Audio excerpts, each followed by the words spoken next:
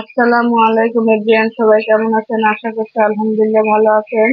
আবারও নতুন একটি ব্লগ নিয়ে চলে আসলাম আপনাদের মাঝে। আজকে একটু মাংস রান্না করছি, সেটা আর কি আপনাদের সাথে একটু শেয়ার করছি।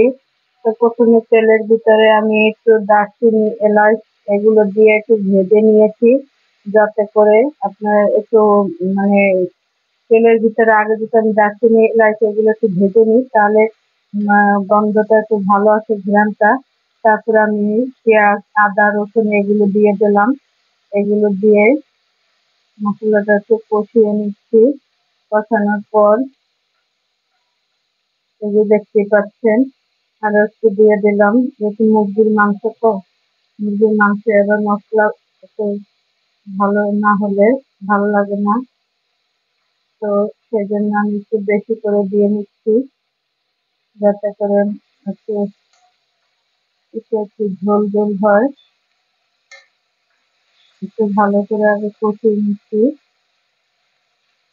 একটু মশলাটা সুন্দর করে ভালো করে আগে কষাবো, যেন মশলার ভিতরে কোনো কাঁচা একটা গন্ধ যে ঘেরান সেটা না থাকে। কাঁচা ঘেরান থাকলে আবার কেমন যেন লাগে, খেতে ভালো লাগে না। তো আমি এটা একটু ভালো করে কষিয়ে তারপরে যখন দেখবো একদম মশলার পানিটা শুকিয়ে গেছে, আর সাথে লবণ দিয়ে দিয়েছি, এবার আমি ধনিয়ার গুঁড়া দিয়ে দিলাম প্রায় 1 চামচের একটু বেশি। তারপর মরিচের গুঁড়া অল্প দেব, বেশি আবার ঝাল পছন্দ করে না। 1 চামচে পুরো দিনে একটু কম, আর যেহেতু মাংসে একটু ঝাল দেন না হলে ভালো লাগে না। এবার হলুদের গুঁড়া দিয়ে দিলাম। তো সব মশলা দিয়ে এখন ভালো করে আমি এটাকে কষিয়ে নিব। যখন তেল ছেড়ে দেবে, কাঁচা গন্ধটা চলে যাবে, তখন আর কি বুঝতে হবে যে না, এটা আমরা সবাই জানি কম বেশি। তবে অনেকে অনেক সময় তাড়াতাড়ি করে কষিয়ে এটা পানি দিয়ে দেয়। তো সেক্ষেত্রে দেখা যায় যে মশলার যে একটা কাঁচা যে একটা গন্ধ এটা থেকে যায়, তখন কিন্তু মাংসটা খেতে অত বেশি ভালো লাগে না। তো এই তো মাংসটা মশলাটা ভালো করে কষিয়ে নিচ্ছি। কষানো হয়ে গেলে তারপরে যখন দেখবো যে ভালো করে তেলটা ছেড়ে দিচ্ছে, তখনই আমাদেরকে বুঝতে হবে যে না, মশলার এই কষানো হয়ে গেছে।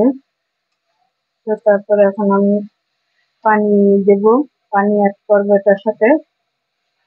পানি পানি একটু পরে দেব, আগে মাংসটা দিয়ে নেব। মাংসটা দিয়ে ভালো করে আবার একটু কষিয়ে নেব। মাংসটা দিয়ে মশলার সাথে একটু কষিয়ে নিলে মাংসের ভিতর থেকে একটু যে হালকা পানিটা ছাড়বে, তাতে করে মানে মশলা আলাদা করে আগে আর পানি দিতে হবে না। তো অনেকে আবার মশলা কষানোর সময় একটু পানি দেয়, তো আমি এবার ওরকম এটা দিই না। এটা না দিয়ে দেখা যাচ্ছে যে এইভাবে দিলে বেশি ভালো হয়। এই যে এই মশলাটা দিয়ে ভালো করে আগে মাংসটাকে ভালো করে মশলাটা দিয়ে ভালো করে কষিয়ে নিচ্ছি। মাংসটা কষানো হয়ে গেলে তো দেখবেন যে একটু নেড়ে চেড়ে তারপরে এটাকে ঢেকে দেবো ঢাকনা দিয়ে। তাহলে যে মাংসের ভিতরে যে একটা হালকা পানি থাকে, সেই পানিটা আর কি বের হয়ে যাবে। ওটা দিয়ে মাংস সাধারণত কষানো হয়ে যাবে। তো এখন আমি ঢেকে দিচ্ছি মাংসটা, আবার কিছুক্ষণ পর ঢাকনা উঠিয়ে দেখবো যে কতটুকু হলো। এই যে দেখুন, ঢাকনা উঠালাম, ঢাকনাটা ওঠানোর পর এই যে দেখুন হালকা পানি ছেড়েছে। অবশ্য মাংসটাকে আমি অবশ্য ধুয়ে রেখে দিয়েছিলাম, সেই জন্য পানির পরিমাণটা কম। আর যারা ধুয়ে সাথে সাথে একদম দেন, তাদের মানে দেখা যায় পানির পরিমাণটা বেশি বের হয়। তো আমি ধুয়ে একটু পানিটা ঝরিয়ে নিয়েছি। তো একটু নাড়া দিয়ে আবার ঢেকে দিলাম। এই যে দেখেন কত পরিমাণে পানি বের হয়েছে। অবশ্য আমি তখন নাড়িনি, তা এখন একটু ঢাকনাটা উঠিয়ে একটু নাড়া দেবো। আবার একটু নেড়ে নিচ্ছি, যাতে ভালো করে ওই পানিটা শুকিয়ে যায়।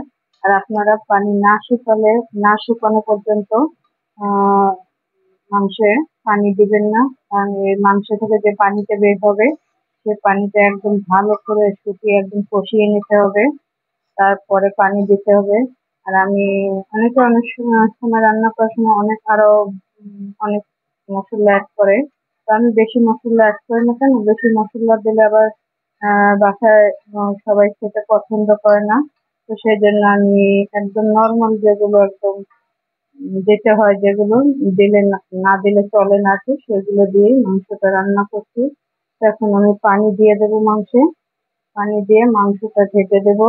এই যে দেখেন, মাংস যেহেতু এটা ফার্মের মুরগি, তাই বেশি পানি দেওয়ার দরকার নেই। কষানোর সময় দেখা যায় যে অর্ধেক পরিমাণ সেদ্ধ হয়ে যায়। তো একটু ঝোল ঝোল না রাখলে আবার খাওয়া যায় না। একটু আলু দিলাম, আলু না দিলেও আবার ভালো লাগে না। মাংসে একটু ঝোল একদম বেশি যে ঘন ঝোল ওটা ভালো লাগে না, একটু হালকা হালকা পাতলা ঝোল। দেখেন কত সুন্দর কালার হয়েছে মাংসের, যে ঝোলের যে কালারটা অনেক সুন্দর হয়েছে। তো এখন আমি ঢেকে দেবো, পরবর্তীতে দেখাবো। তো এই তো আমার মাংস রান্নার আজকে রেসিপি আপনাদের সাথে একটু শেয়ার করলাম।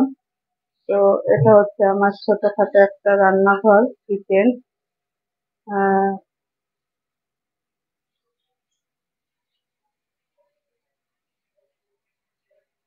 এই তো, তো সবাই ভালো থাকবেন, সুস্থ থাকবেন।